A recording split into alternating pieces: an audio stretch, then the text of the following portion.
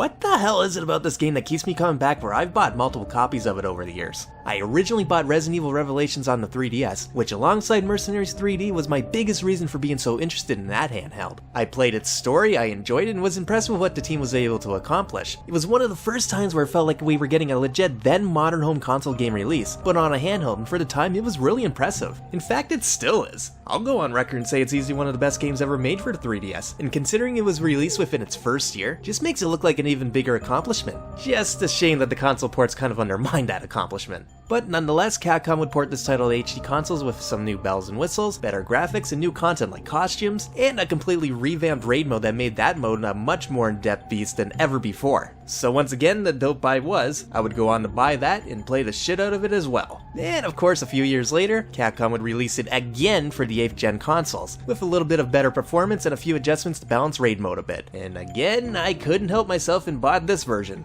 At this point, I've got a fucking problem. And that's not even counting the Wii U and Switch versions I've bought. So what the hell is it about this game that keeps me coming back and rebuying it when I rarely do that for other games? Is it just that good? Well, it is a good game. In fact, it's a great game when you think about it in a 3DS sense. But it's not the best in the series, and for a handheld title, I don't think it was meant to be. Well, perhaps the new additions in the completely reworked raid mode is what did my wallet in. Well, as much as I like raid mode, that definitely isn't the reason. I won't go into it too much here since I have something planned in the future, but the console version of Revelations 1's raid mode is a bit of a love-hate situation for me. I love all the new content added like characters, costumes, each with them having their own stats, and all of the new custom parts and options, but I fucking despise how unbalanced it can feel at points. On top of it being a fucking grind fest to get the experience points, money, and some of those exclusive parts locked away by those damn Trinity bonuses which are damn near impossible to get on your fucking own. So yeah, if the tangent there didn't clue you in, raid mode wasn't my hook either. Neither was the Switch version's portability since that's a feature of the Switch, not the game itself. Kind of hard to be a wow factor when the original release was already doing that like 7 years earlier. For me, I think the reason why I have this weird attachment to this game is mainly due to the fact that I appreciate what it was setting out to do more than anything.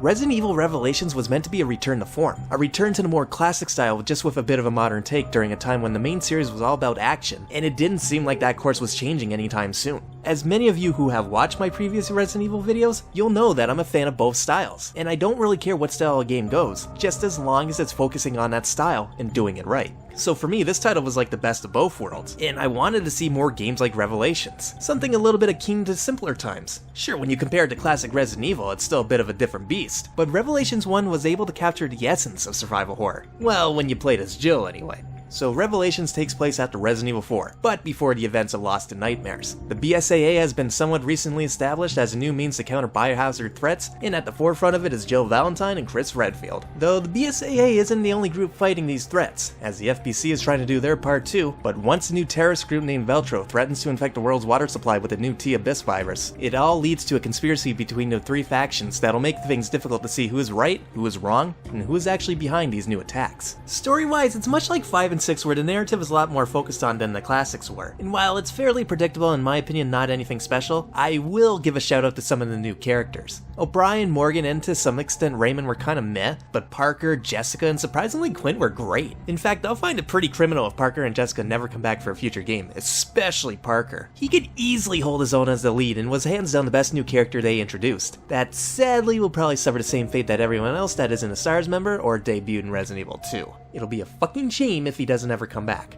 In terms of gameplay, as I mentioned, is a bit of a semi-return to form. It's not all about combat and just getting from point A to point B when you're playing as the Jill sections. Here you'll be exploring an abandoned cruise ship, searching for Chris and any clues to progress. I would never describe the Revelation series as a true return to form since this game is still very much a scripted experience, since there's not too many times where you'll be allowed to go off the beaten path and explore how you see fit like you could in earlier titles. But for the first time players, it'll definitely feel like you can, with finding keys, weapons, custom parts to make your gun stronger, all giving off that old school Resident Evil feeling. And it's also most apparent this game will feel like classic Resident Evil thanks to its enemy design this time around, with the new viruses infectees being the ooze. Starting with 4, enemies were designed to be easily killable, but they made up for it just in the sheer amount that you had to usually deal with. Here though, just having 2 or 3 ooze creatures in one room can be pretty intimidating for the average player. They can take some punishment and they won't drop ammo if you down one. The best you can do is scan them to help you towards some extra herbs, and their weak spots to stun them aren't easily apparent like it was with the Ganados where a shot to the head was usually an instant stun lock. In fact, that's one of the things I really adore about the enemies this time around. They're not pushovers. And it was fun trying to figure out how to properly stun them so you could use your charged melee attack to do some extra damage. Always feels so damn satisfying to pull off a fully charged hit.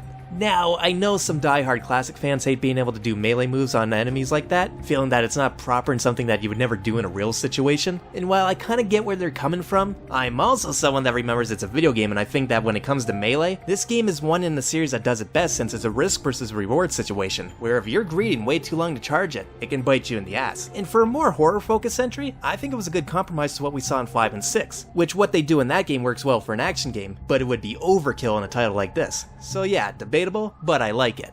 Speaking of action though, Revelations 1 tried to present itself as a grand return to form, but even despite stretching that a little bit, it's clear the company was still worried that it might not do well if there wasn't some focus on action. So for each chapter, you generally switch between Jill segments, which is as I mentioned more traditional, to action set pieces divided up between Chris, Parker, and Keith. In their own right, I don't mind them since they do give you a change up in the scenery as well as give you some new enemies to fight like zombie dogs and a return of the hunters, which was always nice to see, especially the ones that could turn invisible. Pain in the ass in raid mode, but a nice touch in story mode. The problem I've always had with these action segments isn't because they're action, no, if anything, they're pretty well done. The problem is they feel so segregated. When you play as Jill, you feel like you're progressing, you're getting new guns, custom parts, and you retain your inventory, almost like you're growing. That's not really the case here in these action segments. You're given a specific loadout that in most cases always reboots to the starting loadout. I think the only one that's exclusive to this was Keith. Now I get why Chris and Parker didn't get this luxury. Their sections are taking place all over different points in time, so the continuity just wouldn't work, but nonetheless it still makes half a game feel lesser. I know Jill's supposed to be the main character of Resident Evil Revelations, but I think Revelations 2 handled it better by making Claire and Barry share the spotlight, which led to a better flowing progression. But even despite that, I never felt it was game breaking. I'm sure a good chunk of fans just felt the action segments bogged down the entire experience and wish it was just gone completely, and just focus on Jill, and hey, I mean fair enough. But despite that potential issue for some, Revelations 1 did a lot of things right for the series when the series needed it most. In fact, for some, it was this era's only saving grace for the series until Resident Evil 7 and Remake 2 would get the main series back on its survival horror route.